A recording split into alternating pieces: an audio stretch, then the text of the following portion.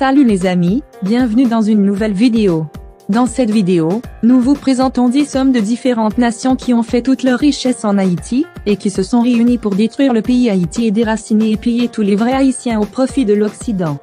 Si vous êtes nouveau sur ma chaîne, n'hésitez pas à vous abonner à la chaîne et à cliquer sur la cloche et à aimer la vidéo, afin d'être informé de toutes les autres vidéos que je publierai.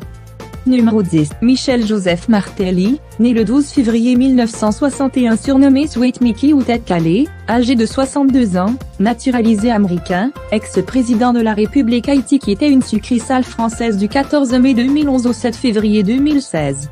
Enfant, Yanni Martelly, Olivier Martelly, Malaika Michel Martelly, Sandro, Michel Martelly. Sa fortune est de 1,666 milliard de dollars. Michel-Joseph Martelly. Sanctionné par l'un de ses patrons qui est le Canada, pour qui il a travaillé durant son passé au pouvoir entre guillemets. Michel-Joseph Martelly est sanctionné par le Canada pour leur participation au financement des gangs armés qui paralysent le pays. Michel-Joseph Martelly est l'un des personnes qui a comploté dans la mort du ex-président Jovenel Moïse. Numéro 9. Dimitri Vorbe, il n'a pas beaucoup d'informations personnelles au grand public sur son identité, c'est un renard. Dans le dossier des contrats d'achat d'énergie passés entre la Société Générale d'Énergie Société Anonyme, SOGENE, et au pays d'Haïti. Dans une sommation en date du 18 octobre 2019, le Bureau de monétisation des programmes d'aide au développement, BMPAD, exige à la compagnie de Dimitri Vorbe SOGENE, une restitution plus de 233 millions de dollars américains au pays. En octobre 2019, le gouvernement de Jovenel Moïse engage des avocats pour défendre les intérêts du pays dans l'affaire de contrat entre celui-ci et des fournisseurs d'électricité dont la SOGENE. La compagnie de Dimitri a décliné à 2 reprises une invitation du parquet de Port-au-Prince. Du coup, un mandat d'amener a été décerné contre lui. Des associations patronales ont vu en cet acte une instrumentalisation de la justice, qu'elles ont dénoncé avec virulence. Dimitri Vorbe s'enfuit, où il part en exil en décembre 2019. Il est arrêté et détenu en Floride par les autorités américaines en août 2020, puis relâché quelques jours plus tard sous caution. Kim Yves, rédacteur en chef en langue anglaise Haïti Liberté, cite les noms de Vorbe et de Réginald Boulos en avançant l'hypothèse que les familles les plus riches d'Haïti, où il a fait ses richesses, craignant une révolution issue de l'impan prolétariat désœuvré, auraient été à l'origine de l'assassinat du président Jovenel Moïse.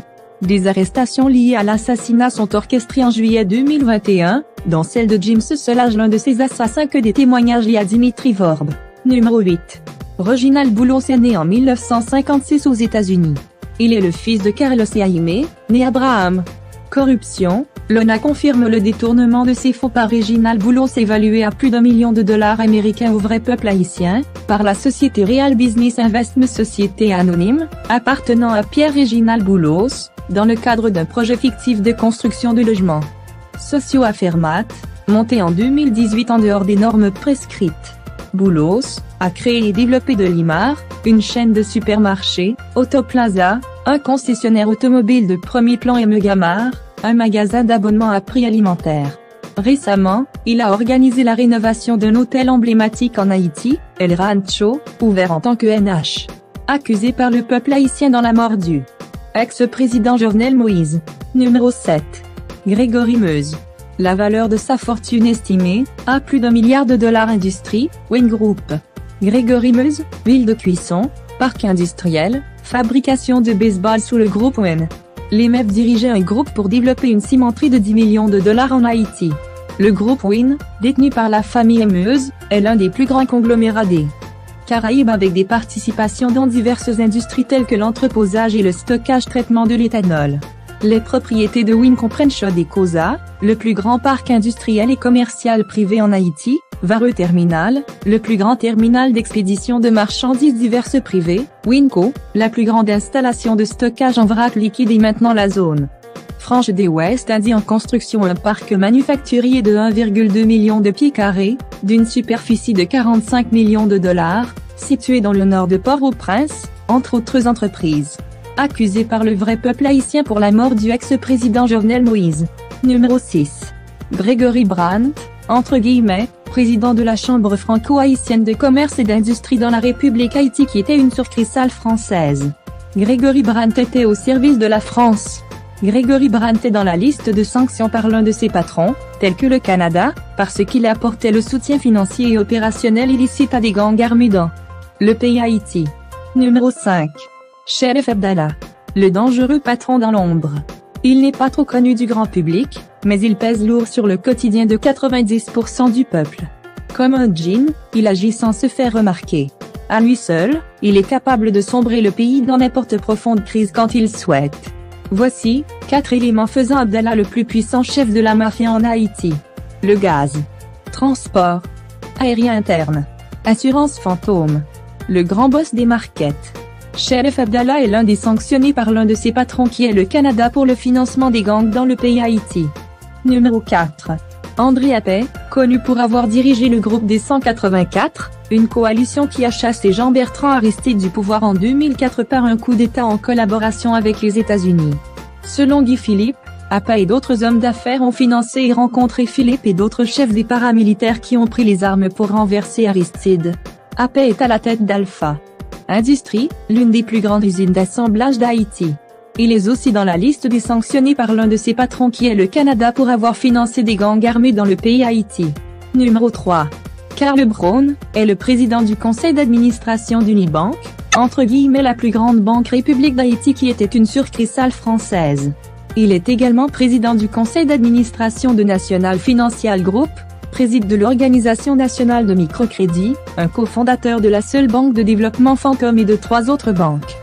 Commercial, membre fondateur de la Chambre de commerce haïtiano-américaine, et membre du comité exécutif du Forum économique du secteur privé, PSPA. Lui aussi, il est dans la liste des sanctionnés par l'un de ses patrons qui est le Canada pour avoir financé des gangs armés dans le pays Haïti. Et accusé par le vrai peuple haïtien pour la mort du ex-président Jovenel Moïse. Numéro 2. Gilbert Bidio est le fondateur de GB Group et milliardaire dans la République d'Haïti qui était une succursale française. Il a été sanctionné par le gouvernement du Canada pour son implication dans le trafic d'armes et la violation des droits humains. Bidio vient d'une famille entre guillemets juive séfarade d'Alep, en Syrie, dont la famille a immigré en Haïti en 1896. La famille a également été impliquée dans d'autres activités commerciales dans tout le pays. La famille Bidio est restée en Haïti, éminente dans les affaires depuis 3 générations. Numéro 1. Denis O'Brien, né le 19 avril 1958 dans le comté de Cork, est un entrepreneur irlandais propriétaire de la compagnie de téléphonie mobile Digicel. Sa fortune est estimée à 3 milliards d'euros. Dans l'empire d'Haïti qui se prépare déjà à refaire surface sur toute l'île, si Adonai ne rendra pas justice à ces gens avant le rétablissement de toute l'île, alors ces gens seront jugés selon la loi morale telle qu'elle est écrite dans le livre sacré. Eh bien, les amis, si vous avez aimé la vidéo, n'oubliez pas de la partager avec un ami et d'aimer la vidéo. Si vous souhaitez trouver la partie 2 sur le même sujet, écrivez-nous dans la section commentaires. Nous verrons dans une autre vidéo bientôt. Bye bye mes amis.